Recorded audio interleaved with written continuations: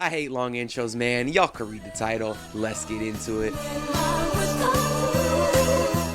All I want for Christmas is you, Udonis.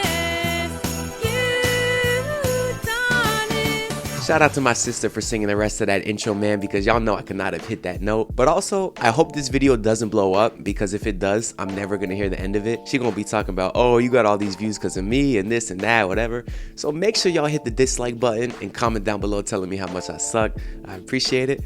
But also, Merry Christmas, Heat Nation. Also, Happy Kwanzaa, Happy Hanukkah. I think that already passed, but either way, Happy Holiday to whatever you may celebrate. I hate when companies, though, like have a Christmas ad, right?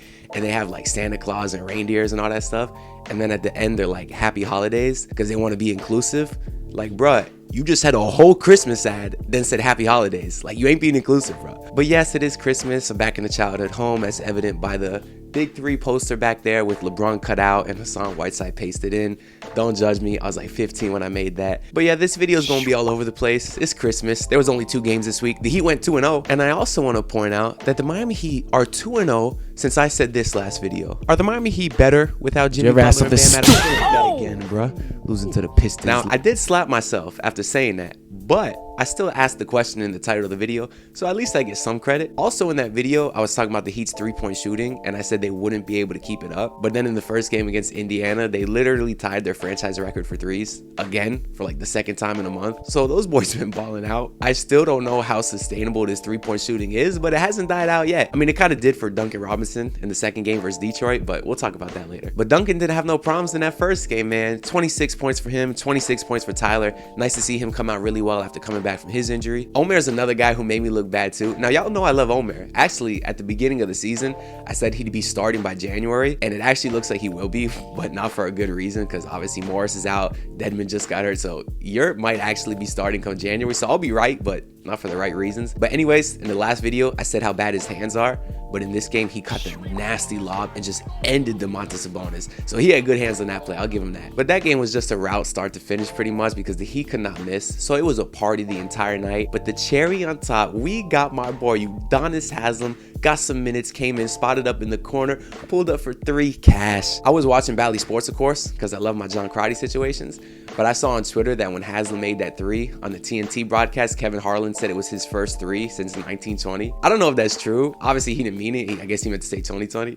But that's still really funny, because it's only the 6th 3 of Haslem's career. And he played a long time, if y'all didn't know. So it was cool. I love my boy UD. He can stay on the team as long as he wants. Y'all, don't be disrespectful, because he balled out in that 2nd game versus Detroit too. We might have lost without him, quite frankly. He played the entire 2nd half of the 4th quarter. He was great. I mean, he finished with 7 and 5, but just overall, his effort and energy was contagious, man. I was screaming for him to come in, because obviously Dedmon got hurt early. I hope he's okay. We don't have no update on that yet. But Trey Lyles was killing us, because they kept switching. He was being guarded by point guards, and our only big was Omer, and he wasn't in at the time. So I'm like, man, why you ain't got UD in the game, man? UD ain't gonna let Trey Lyles dominate us like that. And UD did it. We finally got UD to came in, dominated, had an and one, had that double charge with Kyle Lowry. That was actually really funny seeing them smile when they were getting up. But that game wasn't all fun, man, because the Pistons could not miss. I was already preparing myself for what it would be like to lose to the worst team in the league without half their roster. But fortunately, I don't gotta worry about that. I will say though, I did like the way the game was going, because while the Pistons couldn't miss, they never really got the lead that much bigger than 10, so the Heat were always still in it. We got Tyler time, man. You know, it's moments like this and games like that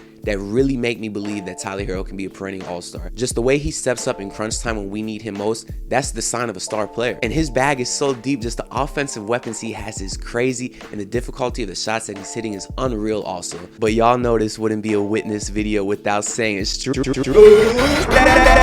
is a Strus Daddy alert. Strus Daddy, baby! Boy balled out again, man. Hit the game-winning 3 to go ahead with only 40 seconds left, man. Strus balled out. And just so I'm not completely biased, Max Strus was annoying me a little bit yesterday. Specifically defensively, though, because he was guarding Corey Joseph a lot of the game, and for some reason, Corey Joseph decided to turn into Steph Curry last night. Now, he is light-skinned, but he's not Steph Curry. Either way though, Strus would leave him to go double Trey Lyles, who was balling, but he would double Trey Lyles when he was posting up like 19 feet from the basket. You don't really need to double Trey Lyles that far from the basket. Like, he's not really a threat from that far out. But y'all know Strus made up for it, man. That dude's a baller. I think Duncan shot like 0-6 that game, so everybody's having the talks again about, oh, bench Duncan, start Strus. You can't do that, man. Duncan's actually been shooting over 40% for the last 2 weeks. Now, I get it. That's a small sample size relative to the rest of the season. But we have 2 amazing years of Duncan Robinson and 1 quarter of a pretty awful year from him. So the sample size we've seen from Duncan Robinson being really great is still a lot better than him being terrible. Now, him being terrible is recent, and it's what have you done for me lately? I get that too, but you can't give up on Duncan Robinson yet. I'm telling you guys, you gotta stay with him. He's gonna come through, believe me. I do wanna say too, I saw on Hoops Hype that over the last 4 games, Strus Daddy is averaging 25 PPG on 54% and 46% from 3. So he's been balling, man. So he definitely need to get some minutes, because I remember a little earlier in the year when everybody was healthy, he was getting a couple DNPs and I didn't understand why. But he's definitely locked himself a spot in the rotation, which is going to be tough because so has Caleb Martin, and then Jimmy's going to be coming back soon, hopefully. And then you're going to get Vic in a couple weeks, and then obviously Bam, and even Markieff Morris. I don't know how Spo's going to fit all these guys. One thing that will make it easy will be benching KZ, because he sucked again versus the Pistons. I mean, he was good against Indiana, had his career high 16 points, but he kind of sucked again the next game, so his PT is gone. So Strus definitely played his way into the rotation. But I also want to talk about Kyle Lowry last night. He obviously got off to a slow start offensively again, but late in the game, he had a few drives down the stretch to tie the game or either take the lead that were huge for us. Lowry settles for a lot of really deep bad threes, and I don't get it because his drive game actually seems to be really good, because, you know, he has a big body. He can get into the lane pretty good. But either way, if he does it in winning time, I'm not going to complain. I also heard after one of the post games, Lowry said we settle for a lot of deep threes. I'm like, that's you.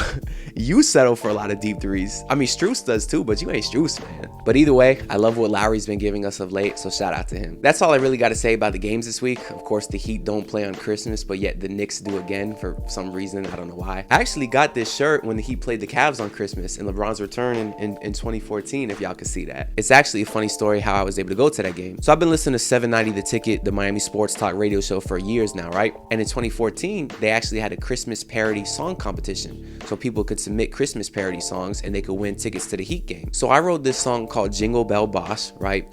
And they played it on the radio, but it didn't win. They had voted for somebody else, right? And I was like, man, that sucks. I mean, I can't sing, but I could write. It was a funny song, but my voice just sucked, right? So then I got another idea to write a song titled All I Want for Christmas Is Udonis, the song that y'all heard at the beginning of this video. But my idea was have my sister sing the song, because she could actually sing a little bit, and then see if I win that way. And sure enough, I make the song, she sings it, I send it to them, they play it on the radio, and it wins.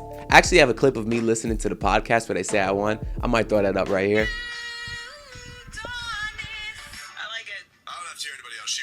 Yo. That was Young Ant, by the way, if y'all couldn't tell. I was probably like 15 in the video, no facial hair yet. I mean, not that I got that much now, but anyways. But yeah, sure enough, we won. So through that contest, I got 2 Heat tickets to see the Heat play the Cavs on Christmas Day, and it was an awesome game, man. Seeing LeBron come back, I was glad Miami cheered for him, if y'all remember that game, because obviously when LeBron came to the Heat, his first game back in Cleveland was terrible. They were throwing batteries at him, they were putting him on urinal cakes, cursing out his family, doing death threats, all that stuff.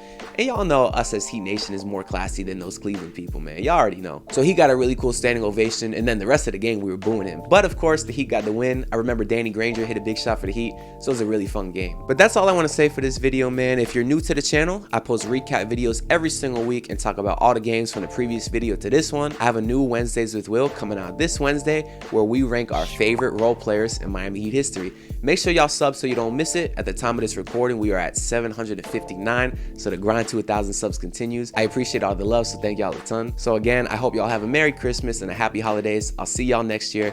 Just kidding. I'll see y'all on Wednesdays because you're gonna subscribe and you're gonna watch the Wednesdays with Will. You're gonna do that for me, okay? I don't know how intimidating me holding a candy cane is, but anyways, y'all know the deal for real. You may never see me again. Who knows? Y'all find out next week. I'll see you later or not. I need bigger state, 80s lamb. ISO tank with the pain again. I escape from these famous lands when it's too much in the real dungeon. What if I know? Financially free be my idol. Probably get it then I lie low. Shook ones wish that I die slow. Hold up, won't let it fade me. Got an impact with elevation. When a nigga make it leave a foundation. Hand out keys, high education. Yeah.